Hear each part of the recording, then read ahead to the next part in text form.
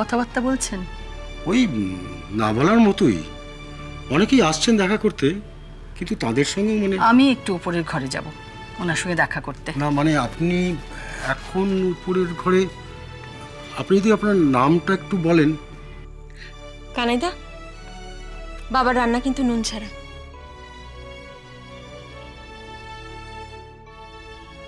ইনি উপরে একটু কর্তামশাই ঘরে যেতে চাইছেন। ও, আপনাকে তো ঠিক চিনলাম না। আমি ওর বন্ধু। ও নমস্কার, আমি শতরূপা। আপনি বসুন না। না, আমি একটু ওর ঘরে যাব, দেখা করব। দেখুন, বাবার শরীরটা একদম ভালো নেই।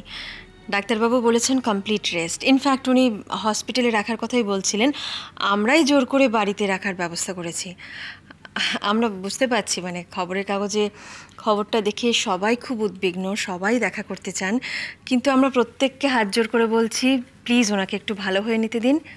উনি সুস্থ হয়ে গেলে উনি সবার সঙ্গে কথা বলবেন, সবার সাথে দেখা করবেন। দেখা না করে চলে যাব? না, আপনি আপনার নাম আর পরিচয়টা লিখে রেখে যান। উনি ভালো হয়ে উঠুন, আমরা প্রত্যেকের কথা ওনাকে বলবো।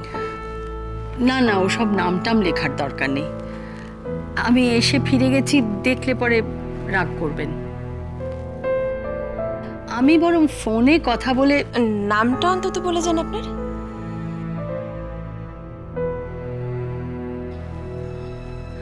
আমার নাম সুচরিতা, সুচরিতা সান্যাল। ও, আপনি সুচরিতা মাসি? হ্যাঁ, আমি খবরটা পেয়ে খুব অস্থির হয়েছিলাম জানো তো। এসে শুনলাম যে দেখা করা যাবে না, চলেই যাচ্ছিলাম। তারপরে ভাবলাম যে দেখা না করে চলে গেলে জানতে পারলে উনি যদি রাগ করেন।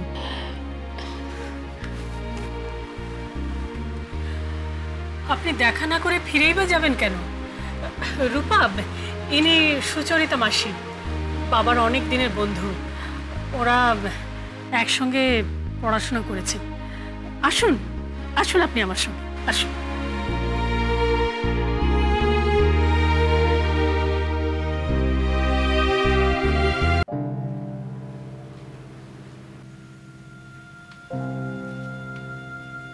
ঘুমোচ্ছেন বোধহয়। থাক, আর ডিস্টার্ব করতে হবে না। কি দরকার এই বয়সে এত মানে এত রকম অ্যাক্টিভিটিসের মধ্যে জড়িয়ে পড়ার? কোনো, আমি তো চিনিও নাকি। কোনো কাজের দায়িত্ব নিলে মানে কোনো ছিদ্র রাখবেন না সেখানে। টিভি প্রোগ্রামটা নিয়ে নিশ্চয়ই খুব টেনশনে ছিলেন, একদম নিজেকে উজাড় করে দিয়েছেন।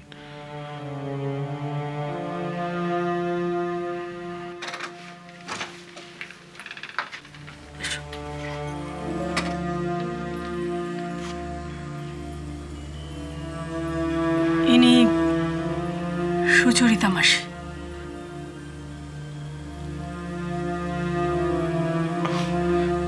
আমি ওনাকে বাণী দিই বলে জানি।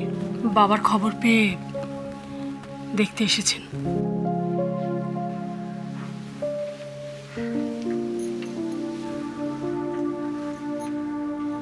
কেমন আছো চাঁদ?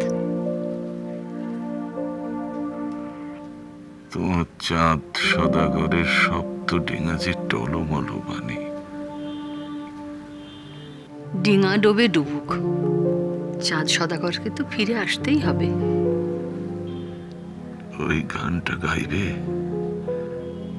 শেষ পারানির করি কণ্ঠে নিলে, গান কণ্ঠে নিলে।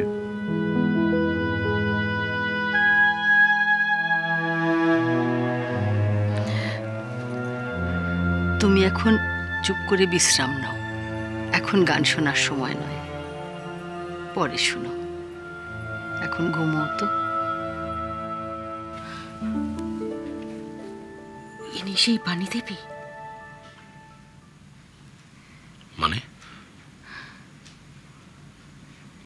ইনি চন্দ্রশেখর দেবের গার্লফ্রেন্ড।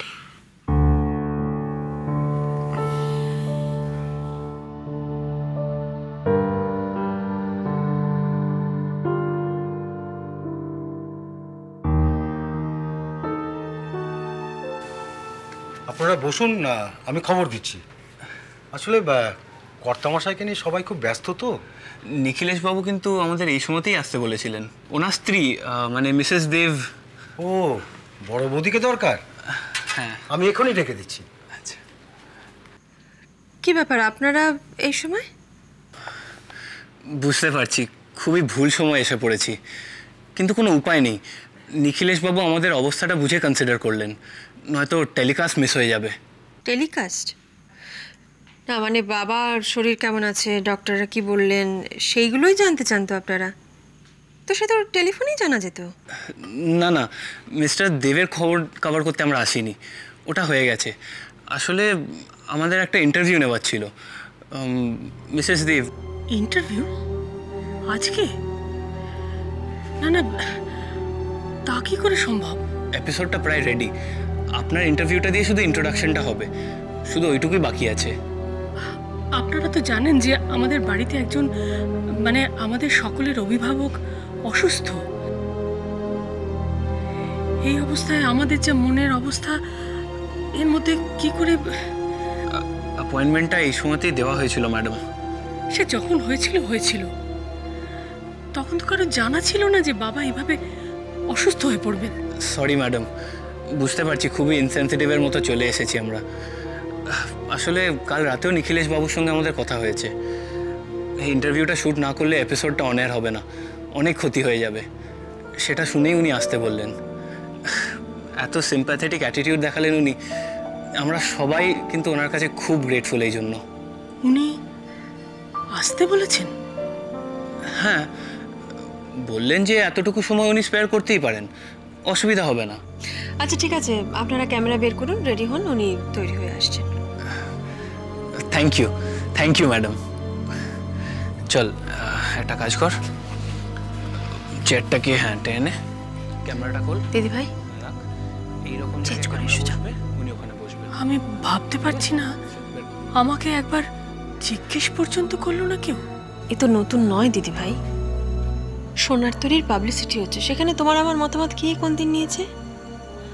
উপায় যখন নেই তখন যাও, চটপট চেঞ্জ করে এসো, যাও যাও।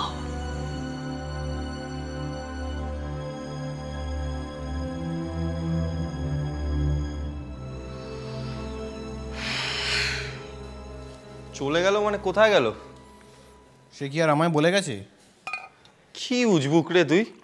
একটা মানুষ বাড়ি থেকে বেরিয়ে গেলে তুই জানিস না কোথায় গেল? জিজ্ঞেস করার সুযোগ পেলে তো জানবো, তখন তো মনের মধ্যে সুনামি চলছে। সুনামি? হবে না? দাদুর সঙ্গে আজকের সম্পর্ক নাকি? দাদু? কে দাদু? তুই বলবি না উঠবো আমি? বলছি ওই খবরের কাগজে দাদুর অজ্ঞান হওয়ার খবরটা দেখে দিদি ঠাম্মি দুরন্ত এক্সপ্রেসের মতো বেরিয়ে গেল। ওইখানেই গেছেন বোধহয়। কেলো করেছে রে?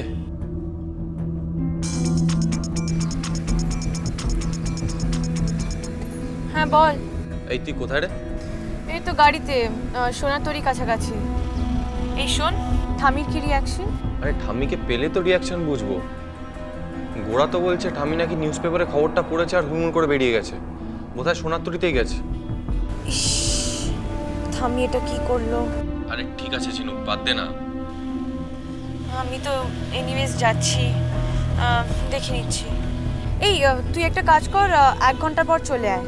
সেকেন্ড হাফে শুটিং আছে তো, সেই জন্যই তো বলছি, ওই কালীঘাট পার্কে পেছনের রাস্তায় চলে আয়, ঠিক আছে?